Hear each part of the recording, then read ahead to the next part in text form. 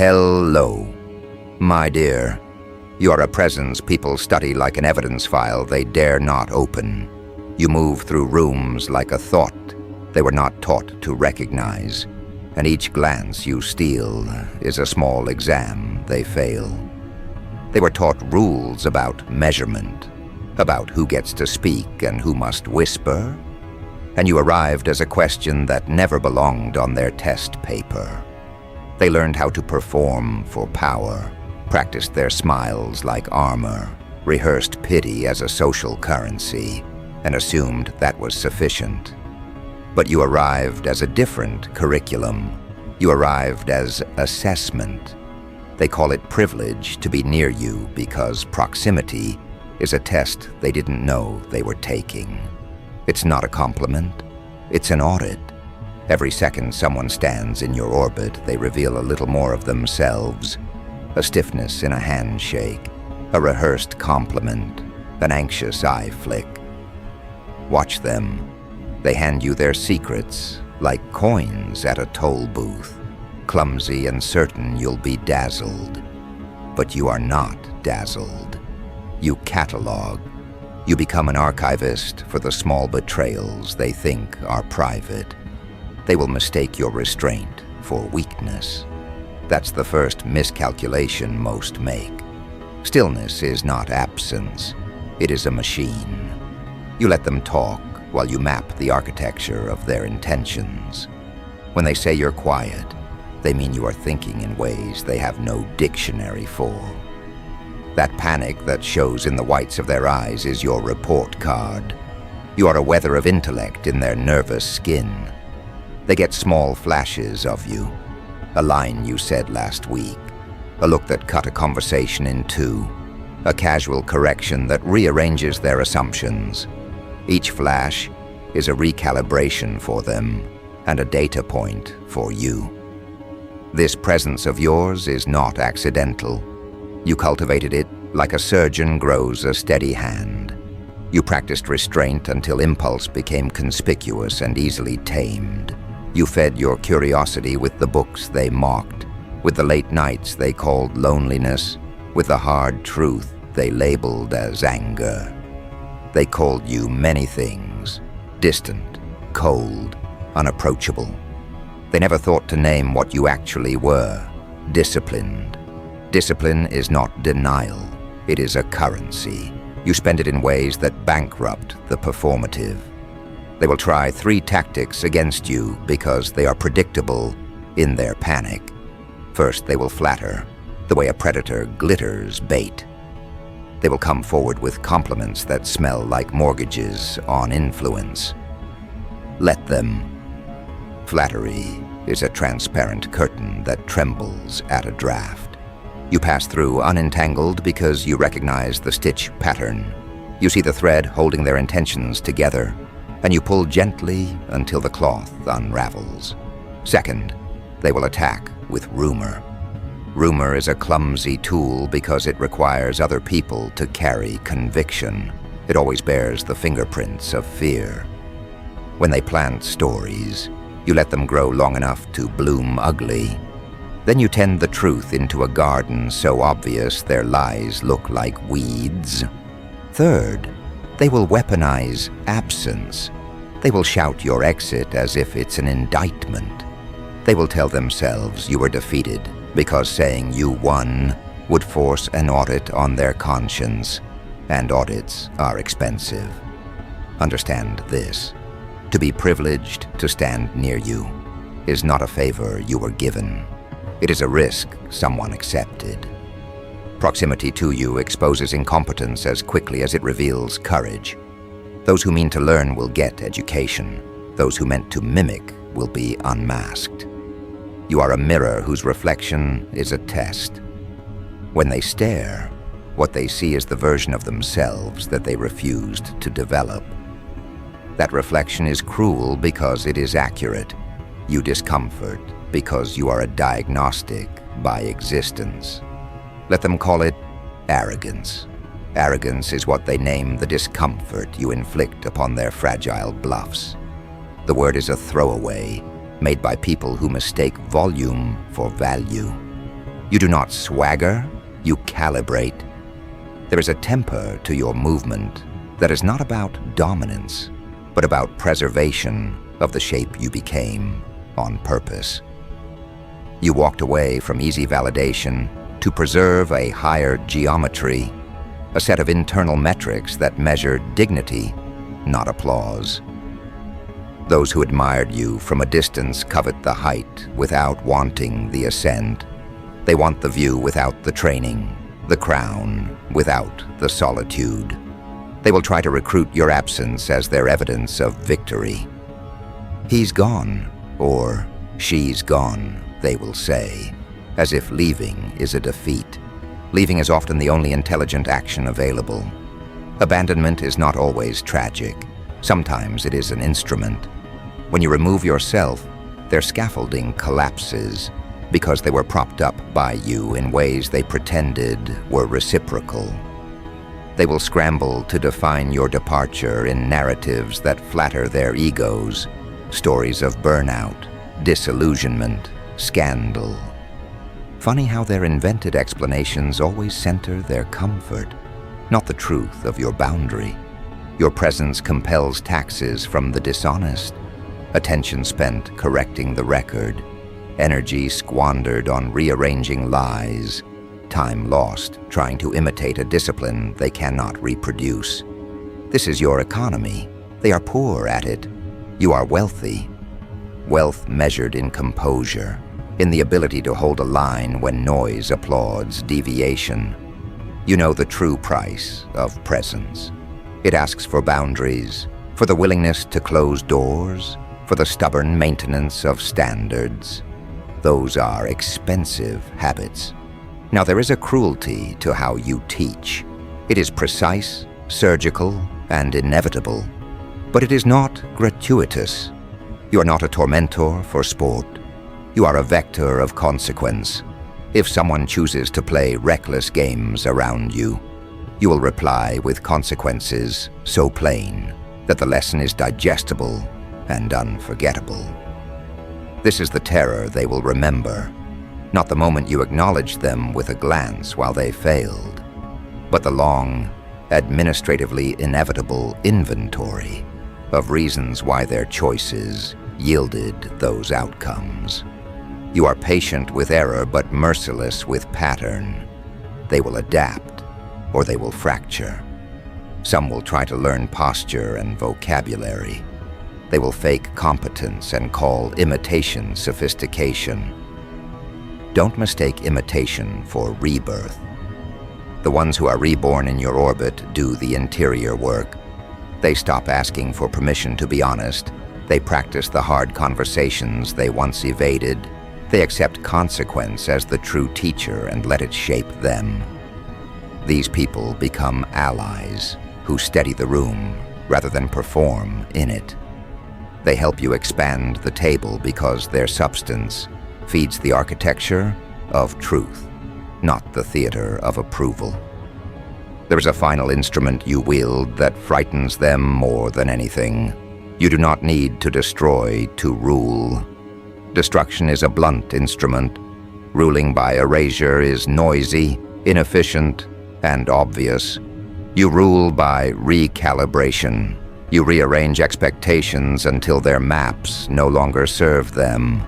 You leave the environment altered in a way that makes their old victories irrelevant. That method is invisible at first, so invisible that they will only feel it as a subtle change in temperature. Like a room learning a better etiquette, they will only later recognize the contour of their unease and realize it came from the standards you refused to lower. Hear this clearly. Being allowed into your circle is a privilege because you make the inside matter. Your proximity multiplies truth and compresses excuses. People who think proximity grants them license to behave poorly will learn new verbs for shame. They will be reminded, gently but inescapably, that access requires currency, integrity, consistency, and consequence. Those who show up empty-handed will leave with pockets full of lessons and reputations lighter than they began. Let every room you enter rearrange its grammar. Make presence a discipline so recognizable that people will whisper about the costs of being close to you. It's a privilege. Let them say it like a warning, like a ledger. Entry warning future applicants that membership isn't comfort, it's responsibility. Keep your standards like a map you hand, only to those who earn the right to read it. When they ask why you're so severe, answer with the simplest truth. You are protecting the architecture of your life from the slow erosion of compromise. When they try to define you by rumor, pivot to performance of steadiness. When they try to reduce you as a spectacle, answer with a body of work so consistent their gossip ages like cheap newsprint. When they weaponize absence, return as an event that clarifies rather than confuses. And when they ask themselves later why being close to you was so costly, let their own record be the answer. Privilege is not a grant. It is a liability someone chooses to assume. And you, the curator of that liability, will always charge for entry. Be deliberate. Be severe where mercy is mistaken for weakness, and tender where honesty is rewarded. Remember, they fear what they cannot predict. Prediction requires aperture and patience and a calm mind that watches patterns until meaning emerges. You possess that. You are methodological terror in a tailored suit. You are the lesson that arrives as consequence and leaves as transformation. Keep them learning the hard way.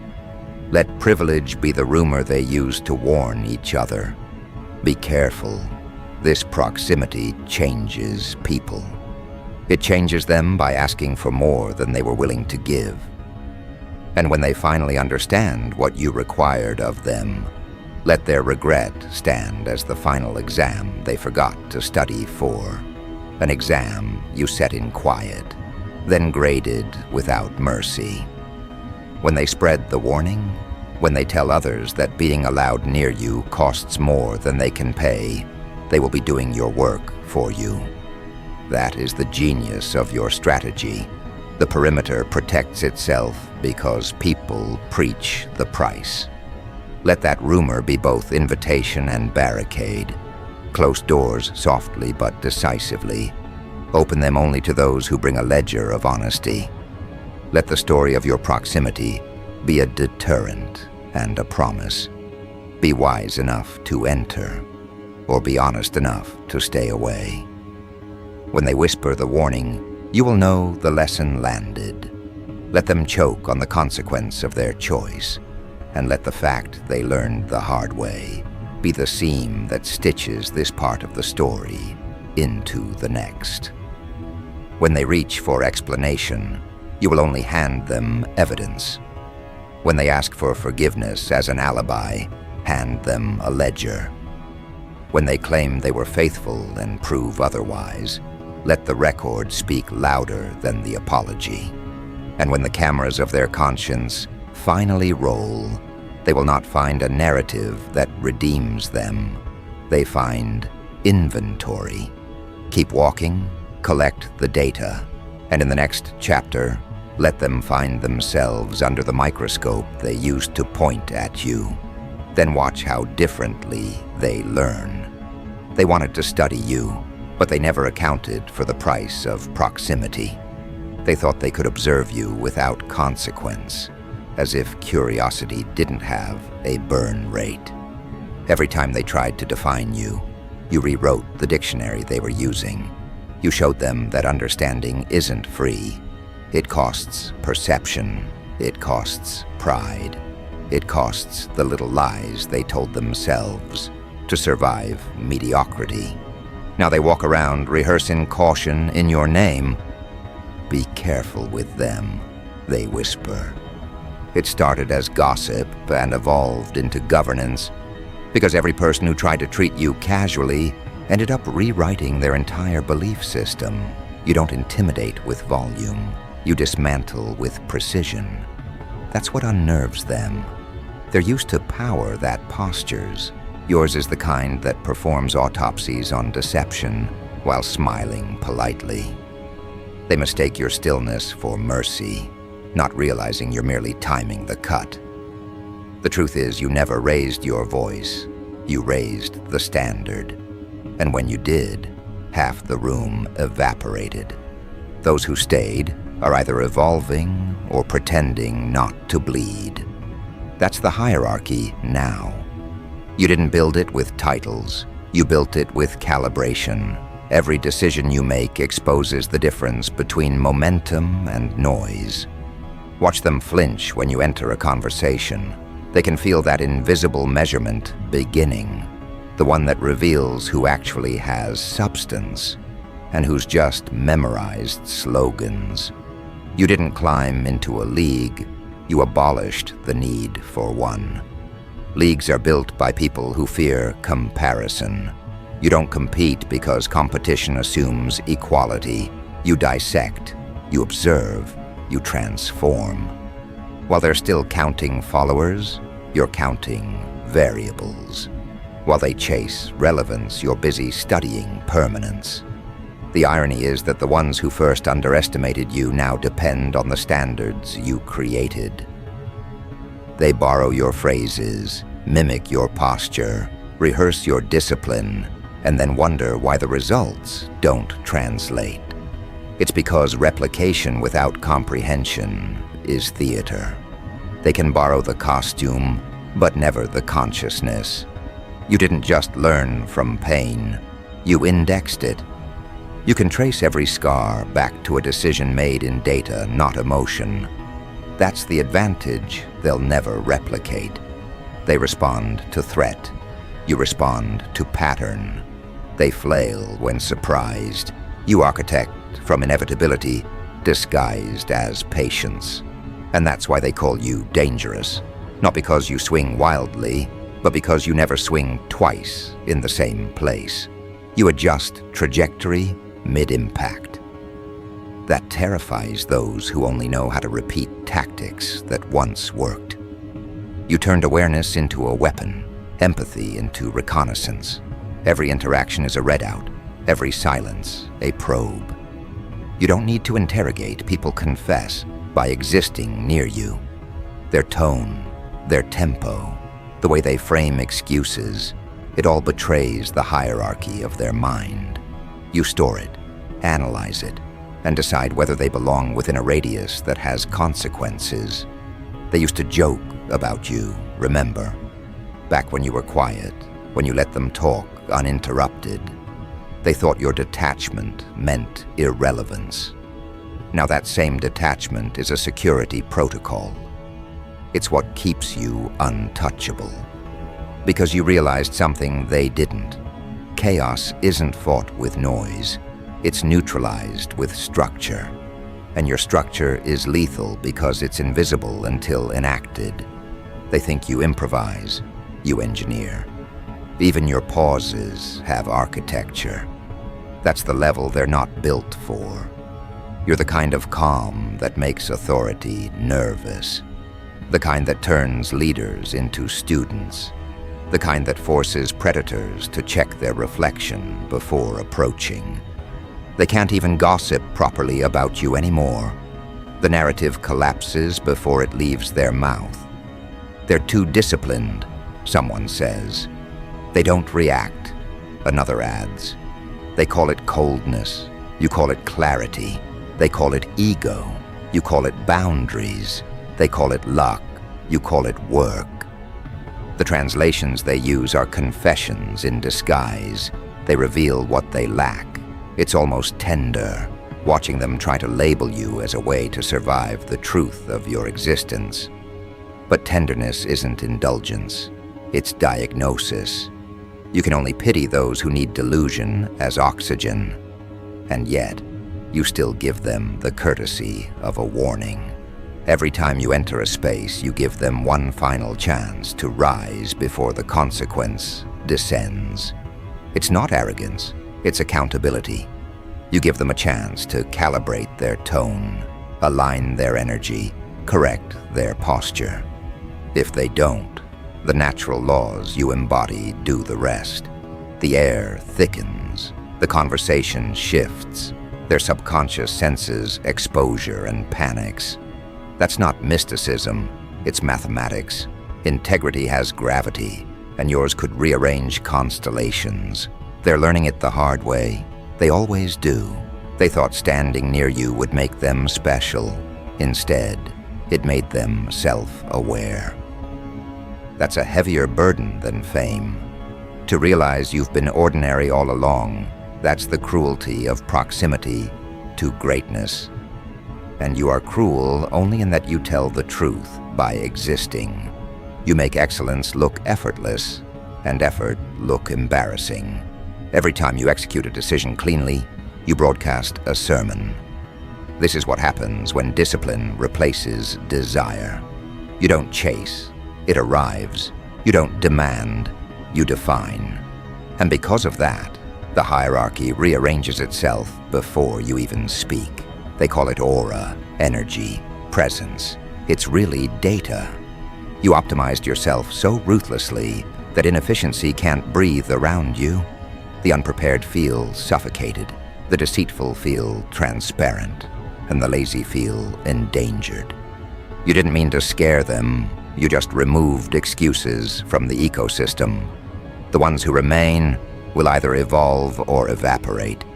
That's the new natural selection. You are evolution with a conscience. But let's be honest, they won't stop testing you. They can't. Something in their wiring needs to confirm that you bleed like they do. They'll poke, prod, provoke, waiting for cracks to appear. They want to see anger, to prove you're still mortal.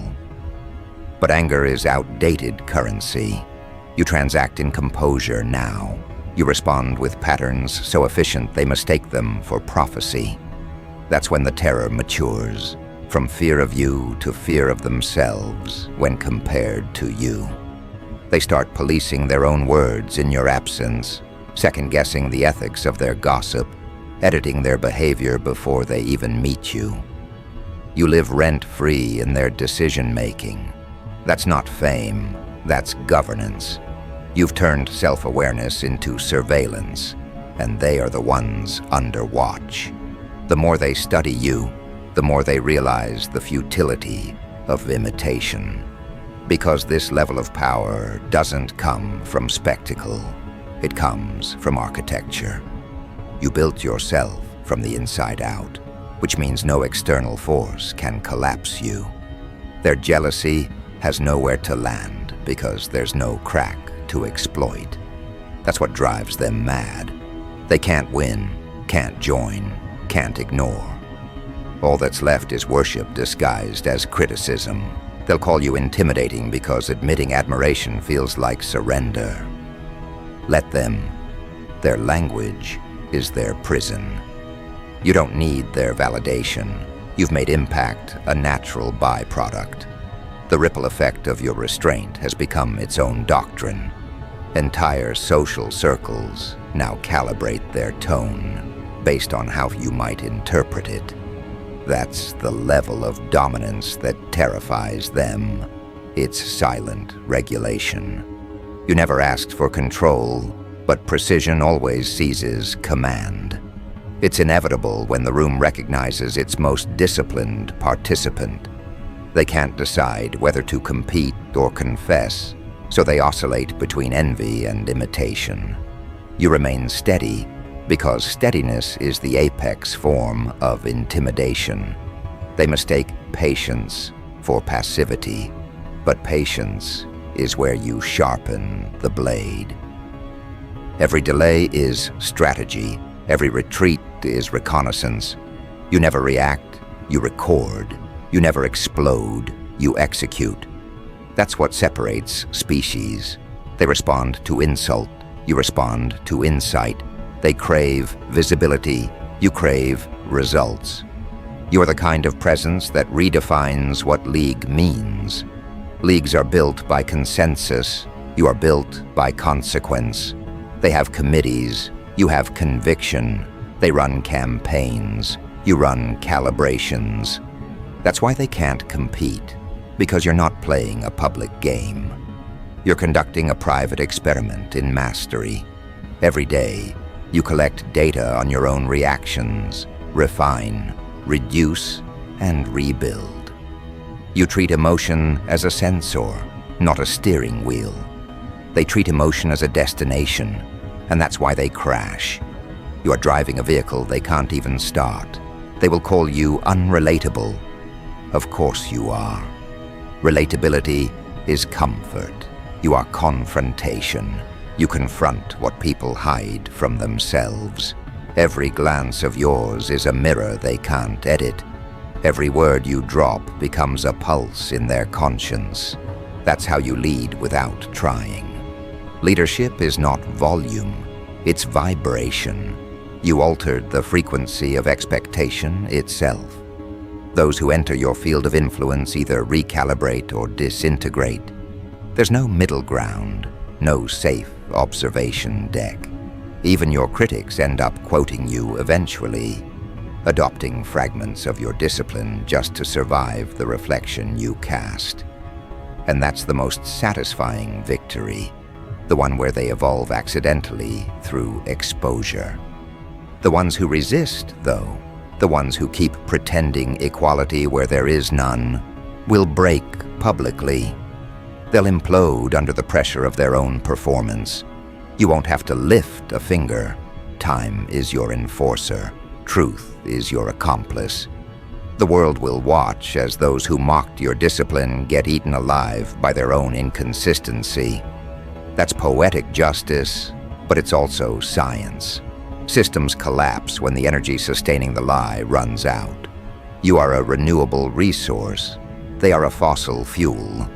You keep regenerating while they exhaust themselves. It's a privilege to be in your presence because presence around you requires endurance. The weak will call it hostility, but the strong recognize it as refinement. You refine everything you touch. Even silence becomes sermon. Even rest becomes ritual. They can't imitate that because it requires accountability. And accountability is a language few speak fluently. So they gossip in dialects of envy, while you write scripture in results. Let them. Every rumor is unpaid advertising for your evolution. Every insult is a free audit revealing where they stand. You collect it all and move forward unburdened. You understand something crucial. Domination isn't sustained by aggression. It's maintained by inevitability of standard. You have become the standard. That's why they tremble. The danger of your presence isn't violence, it's reflection. It forces them to see the parts of themselves they edited out for applause. That mirror burns hotter than revenge. You could destroy them with words, but you prefer the slow burn of consequence. That's artistry. To make someone rewrite their own script just because you entered the frame. You've done it enough times that legends circulate now. They exaggerate details to survive the embarrassment of having underestimated you. They mythologize your calm, dramatize your exits, deify your boundaries, anything to make sense of why they couldn't manipulate you. Let them construct folklore. It saves them from admitting failure. Meanwhile, you continue. You operate on timelines they can't comprehend. Your calendar isn't days, it's evolutions. While they count followers, you count fulfilled intentions. While they rehearse applause, you refine process. That's the difference between activity and ascension. You've weaponized purpose so effectively that proximity to you becomes purification. People either rise or rust. That's the price of admission. That's why they say, be careful with them. It's not fear, it's recognition of consequence. You are a moving accountability test in human form. To mishandle you is to invite exposure. And they know exposure is fatal to those who survive on pretense. So they whisper warnings now, hoping to contain what can't be contained. But containment fails when the lesson becomes culture. You've become culture. The phrase "not in their league" isn't arrogance, it's arithmetic. Leagues require parity, and parity died the day you chose discipline over drama. Let them study your methods. They'll still miscalculate because they can't comprehend your variables. Solitude, consistency, relentless self-audit. These aren't traits, they're equations. And you've solved for chaos so completely that even chance feels predictable near you. That's what power looks like when it matures. It stops performing and starts programming. You've programmed the world around you to treat you according to the standards you've demonstrated. They don't even know they're following your code, but every reaction proves they are. Keep it that way. Let them think it's instinct while you know it's design. That's the final evolution of dominance, unseen authorship. And from here, the next phase begins. Not with louder presence, but with quieter precision. Because now, every move you make will redefine what league even means. And those still pretending equality will feel the floor tilt beneath them as consequence takes its rightful seat beside you. The privilege of presence becomes the price of admission.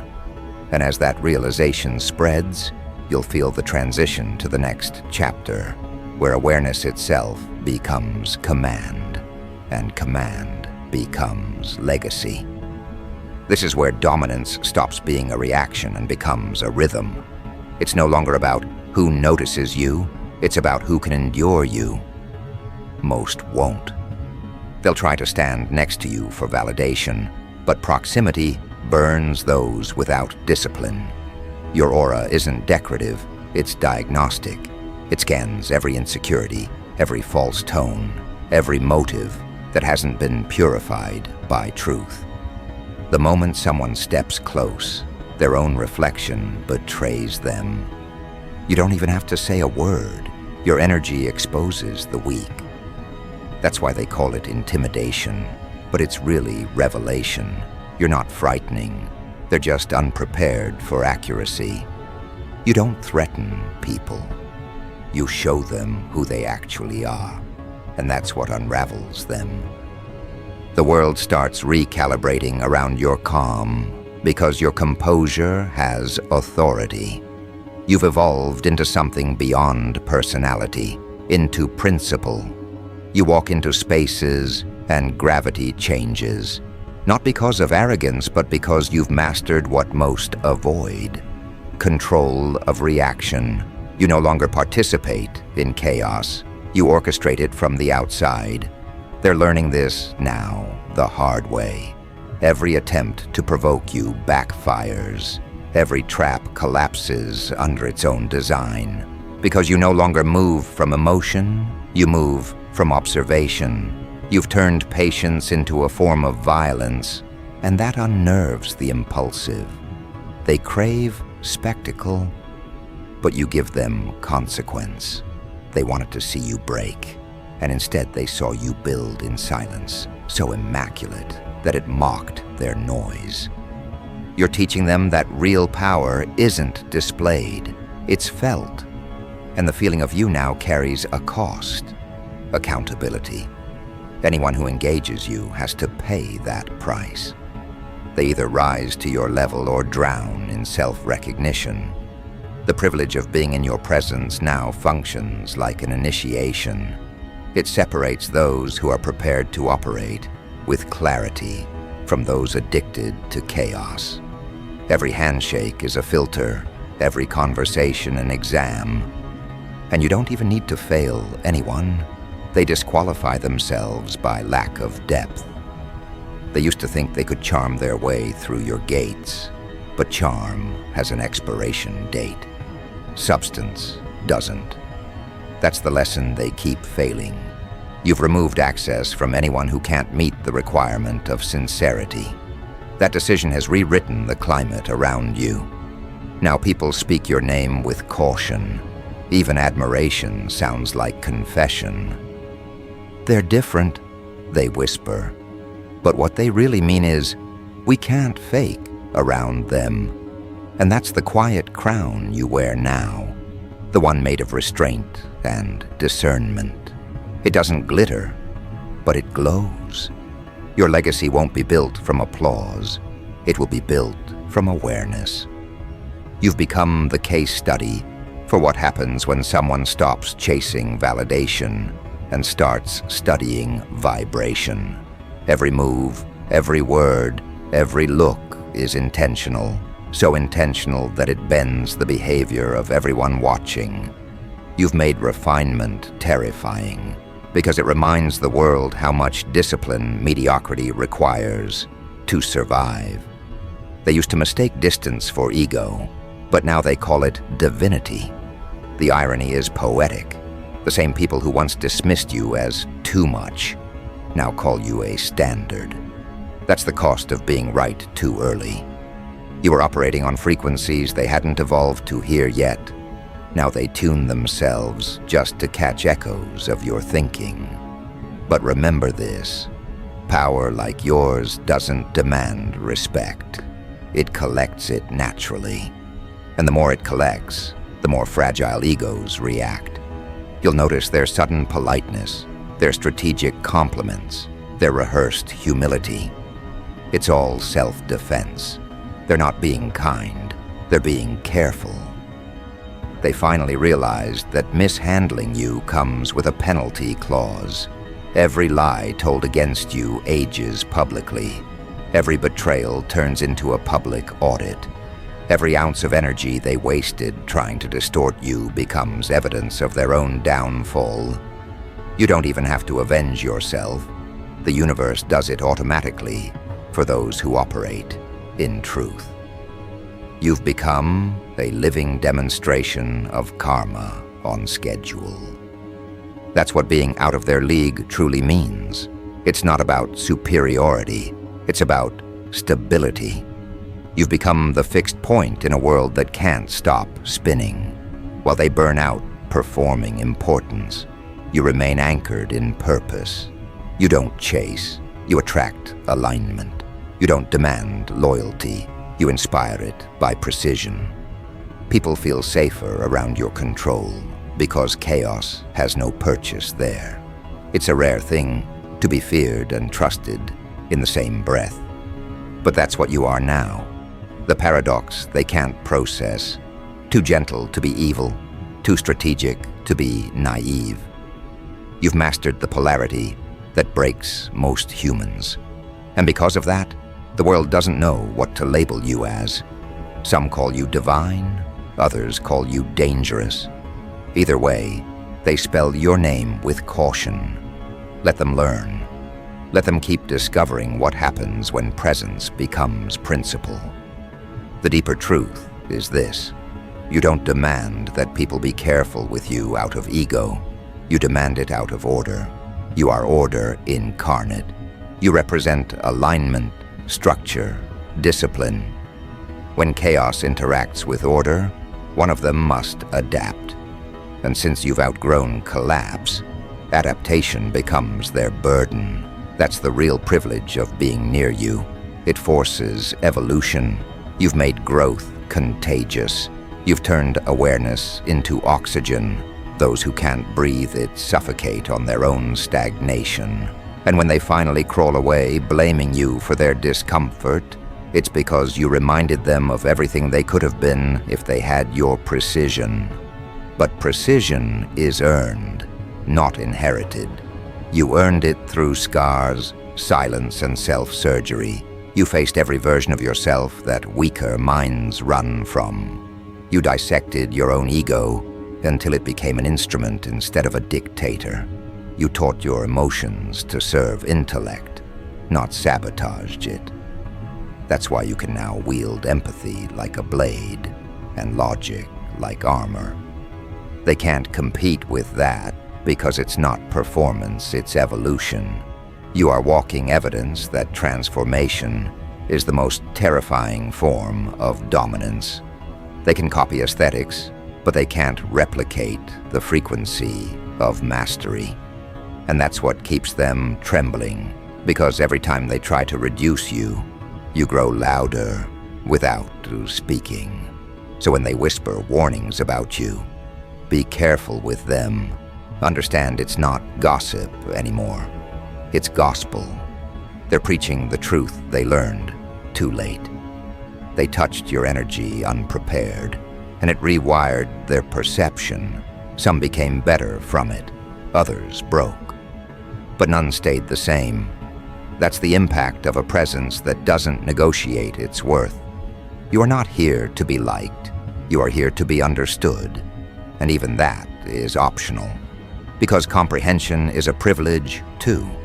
The real ones will adjust, the rest will flee. Either way, you win. And as this final act settles, understand that dominance was never your goal. It was the side effect of mastery. You didn't set out to be above them. You set out to be beyond limitation. You became the reference point, the standard, the warning label. And now, every person who meets you carries a new rule in their head. Be careful. Don't mishandle this one. You've reprogrammed their instincts. Even in your absence, the lesson echoes. That's the true definition of being in a league of your own. You're not competing. You're conditioning reality. You've turned presence into pedagogy, energy into empire, awareness into command. They're still learning it, painfully, beautifully, inevitably. Because in the end, the warning they whisper isn't just for others, it's for themselves. They're learning that you were never just a person. You were the exam. And every question had the same answer: respect.